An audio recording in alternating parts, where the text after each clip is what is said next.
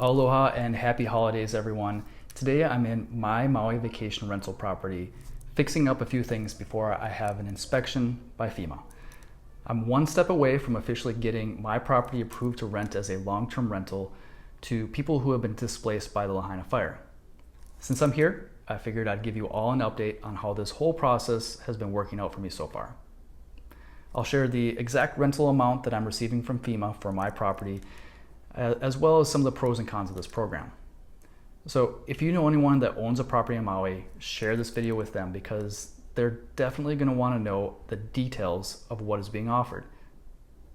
To be clear, my intention with this video is not to beg or convince any property owners to do something they don't think is good for their own personal scenario.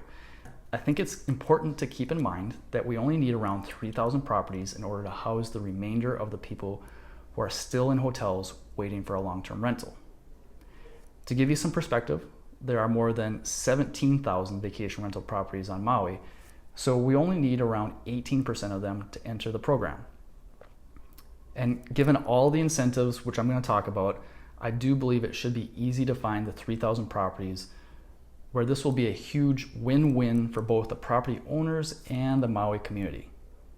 But really only time will tell for sure.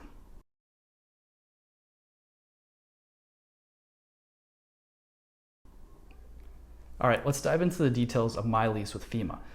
Now, I've done several videos on my vacation rental property in the past, but for those of you that are new to my channel, let me catch you up real quick. I have a one-bedroom condo in a community called Kamole Beach Royal that I bought a couple years ago. It has a great location in Kihei that is right across the street from the beach. It also has a nicely remodeled interior and it's very comfortable for 2 people. This is actually where my wife and I stayed for about 3 weeks ourselves after we were displaced by the fire.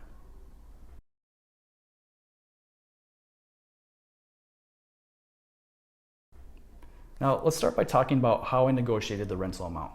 I reached out to several property managers that were approved by FEMA in order to start the conversation.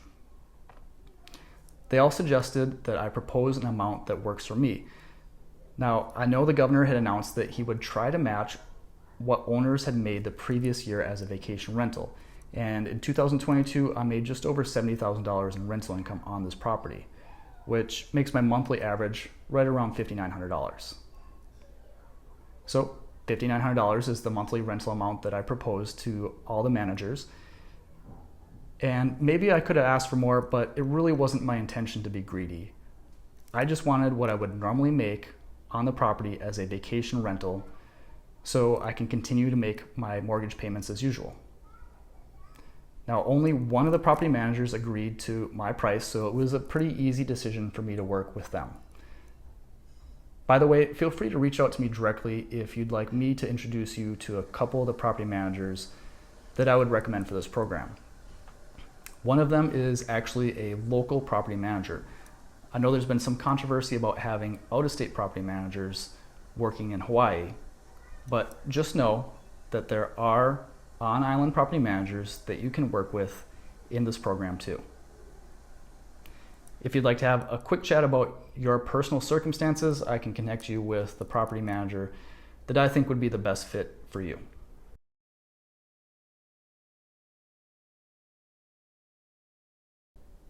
So to quickly clarify, the rental amount of $5,900 that I will be receiving from FEMA is for a 1-bedroom that is both fully furnished and has all the utilities included. I've heard some property owners are concerned about including utilities in the rent, but since I already pay all the utilities on my property when using it as a short-term rental, it really doesn't change much for my scenario. Plus, when you factor in the property tax exemption, it more than makes up for any potential increase in an electric bill. That's right, if you haven't already heard, the county proposed a bill that would provide 100% property tax exemptions to owners of short-term rentals and non-owner occupied homes who rent their properties at least 1 year to Maui Fire Survivors.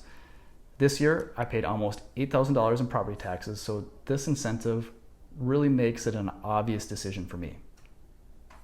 Now, I haven't applied for the tax exemption yet, so I don't have all the details, but I'll try to keep everyone informed with another video as I continue to work through this process.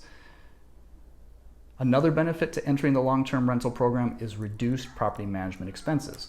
Short-term rental managers typically charge 25% of the rental income, while long-term managers only charge around 10%. It was pretty easy for me to move all the future short-term rental bookings that I had on the calendar and transition to a long-term property manager. No problem.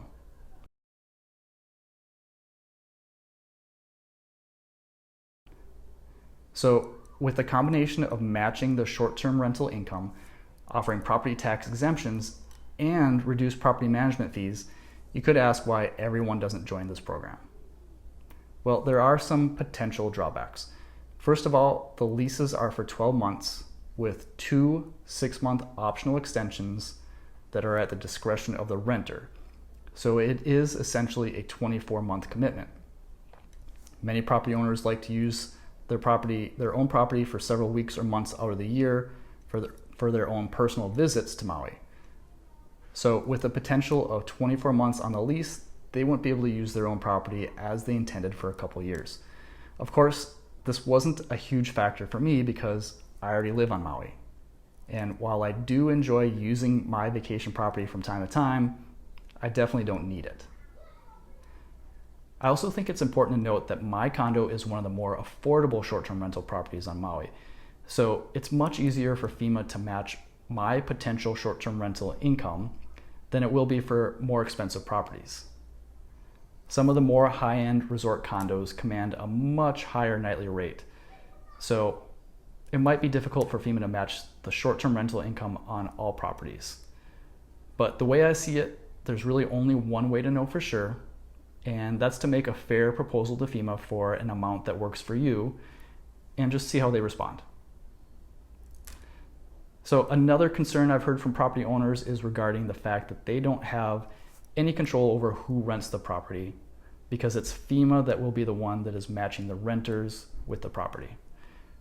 To that objection, I would say that there's always a risk of property damage no matter how you choose to rent it out.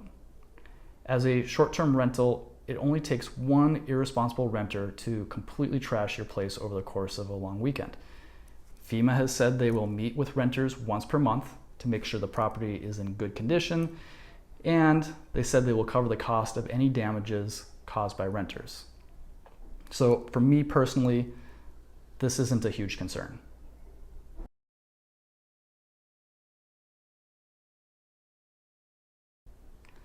Now, I know this topic isn't the most exciting or the most relatable to everyone that watches my videos, but it might be one of the most important videos I've ever done.